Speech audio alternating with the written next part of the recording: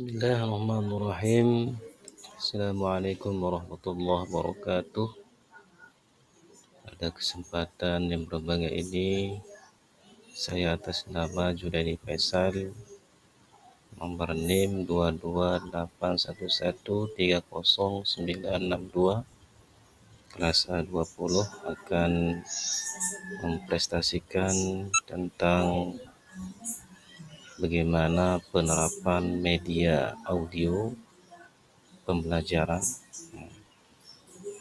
apa batasannya, proses produksinya, dan bagaimana pengembangan aplikasi-aplikasinya.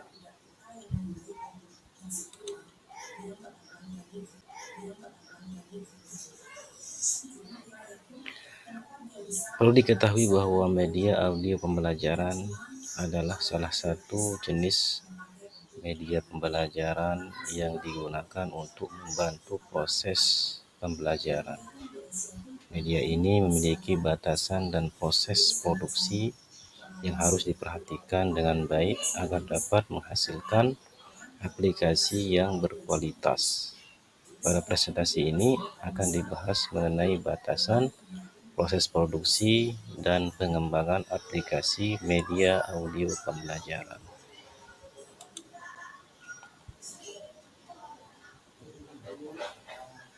Kemudian, apa itu media audio pembelajaran? Media audio pembelajaran adalah media yang menggunakan suara sebagai sarana untuk menyampaikan materi pembelajaran. Media ini dapat berupa rekaman suara, podcast, atau audiobook. Jadi kelebihan dari media audio pembelajaran adalah dapat diakses kapan saja dan di mana saja.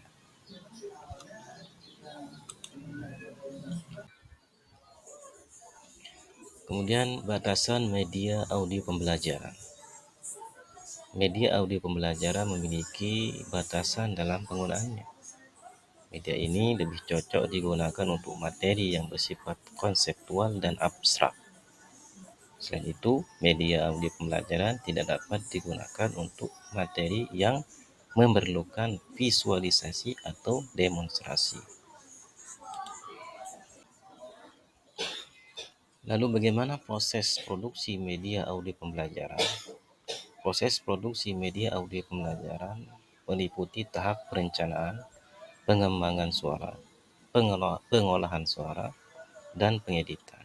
Proses produksi harus dilakukan dengan baik agar menghasilkan kualitas suara yang baik dan mudah dipahami.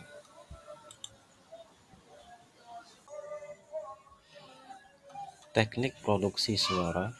Teknik produksi suara yang dapat digunakan dalam media audio pembelajaran adalah antara lain teknik close miking, teknik distance miking, dan teknik stereo. Teknik close miking digunakan untuk merekam suara yang dekat dengan mikrofon. Kemudian teknik distance miking digunakan untuk merekam suara yang jauh dari mikrofon.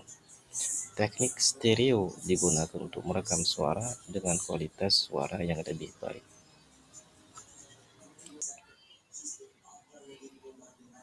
Kemudian bagaimana mengembangkan aplikasi media audio pembelajaran?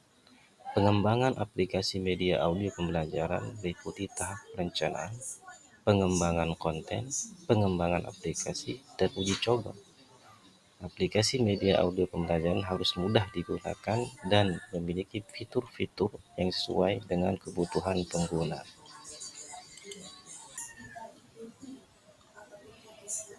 Kemudian apa kelebihan media audio pembelajaran? Media audio pembelajaran memiliki kelebihan dalam hal fleksibilitas dan portabilitas. Media ini dapat diakses kapan saja dan di mana saja. Selain itu, media audio pembelajaran dapat membantu meningkatkan kemampuan pendengaran dan memudahkan proses pembelajaran. Kemudian contoh aplikasi media audio pembelajaran. Contoh aplikasi media audio pembelajaran antara lain podcast, audiobook, dan rekaman kuliah. Podcast adalah program audio yang dapat diunduh dan didengarkan kapan saja dan di mana saja. Audiobooks adalah buku yang dibacakan dalam bentuk audio. Kemudian rekaman kuliah adalah rekaman suara dari kuliah yang dapat diakses oleh mahasiswa. Jadi kesimpulannya, media audio pembelajaran adalah salah satu jenis media pembelajaran yang dapat digunakan untuk membantu proses pembelajaran.